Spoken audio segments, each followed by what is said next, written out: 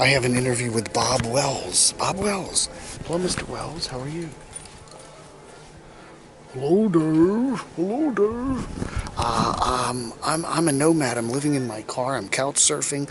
I need some money. I just need some money for gasoline, and I think my brakes are bad. Oh, no, Dave. No. Hella says no. Well, my brakes, they're making a funny noise, and, it's an emergency fund. No, Dave, no, we have to say no, we can't, we've got 20 million nomadic Americans, and we don't have the money to help them out. No, but I need some help, Bob. No, Dave, no, that's what we say. How I know, no howa.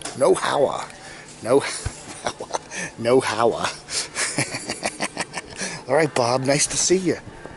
So anyway, looking forward to the RTR. No karaoke again this year. That's right, we don't want Nomadic Fanatic there. All right, Nomadic Fanatic, you're not welcome.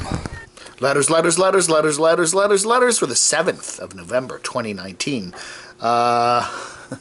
What is that? Muy Loco. Oh, Muy Loco writes, Butterfly Gypsy, get a cardboard sign, work for gas, sit next to the red light. You'll be surprised. If you do it in a wealthy area, find some place with an upscale Target or something like that. Walmart's not so good, but Target's usually more upscale. Nice Target in a nice neighborhood. You could do quite well with a sign there as, the little lane where people leave. They got some change in their pockets. They'd be willing to part with it. I think Child, I guess he was watching my little piece on Nomadic Fanatic today about Nomadic Fanatic pretend. I said he got a UFO, but he was just playing there. But anyway, Gothic Child says my ultimate dream custom design would be to buy or find a hollowed out UFO structure like that one and convert it into a cool home on wheels.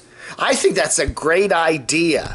Talking about Trenton Alley, how they when they got their wheel replaced or something, they didn't tighten the lug nuts or didn't put enough lug nuts on. Jay Edmonds says, always mind your lug nuts.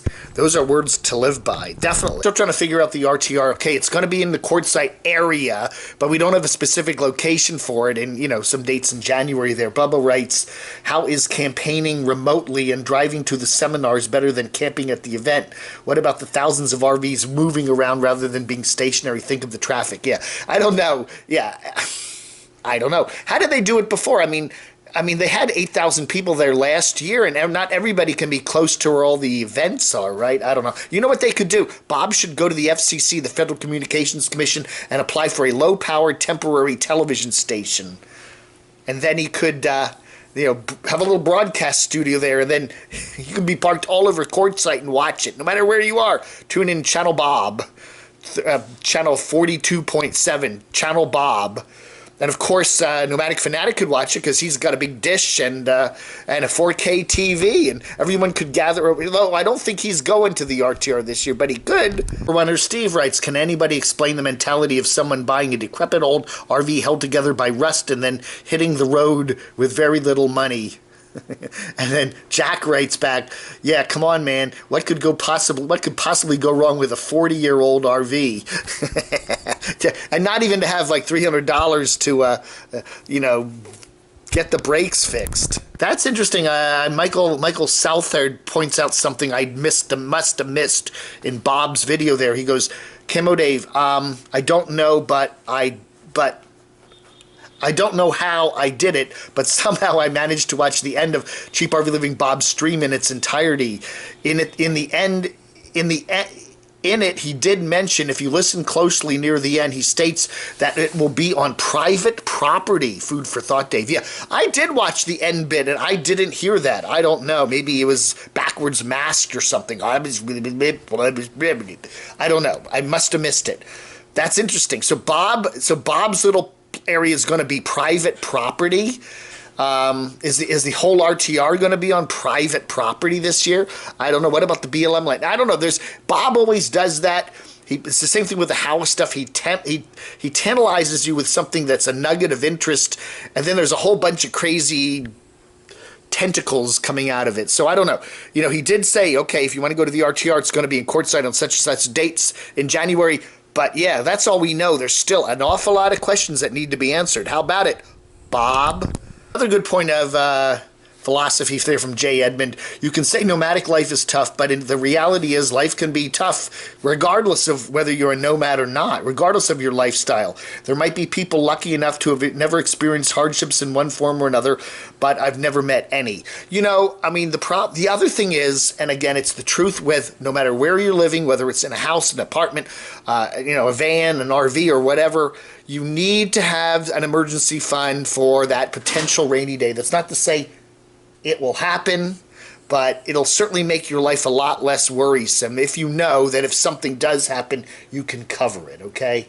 So, I think that's just common sense. And it is true. Some people get by and their vans work or their RVs work and they have very little problems with them. Others, just one problem after another. And I don't know. And again, maybe the people that have problems with their vehicles, they handle them without telling the world, and it's just, okay, I got to get my new brakes, $300, put it on the card, I got $300, no big deal, get it done, move on, it's not a problem. But to other people, a $300 brake repair is a huge problem. Any girl says now that Butterfly Gypsy has the repairs done, she needs to get a job and put an emergency fund together so that when the next tragic event occurs, she has the funds to take care of herself. I know, just dreaming with that comment.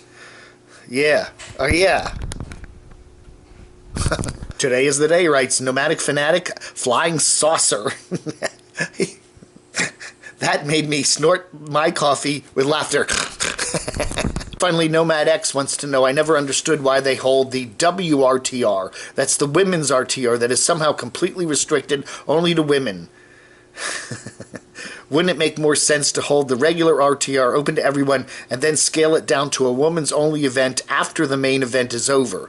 Considering the nomadic propensity to arrive at events a few days early, can anyone do this if they weren't even allowed?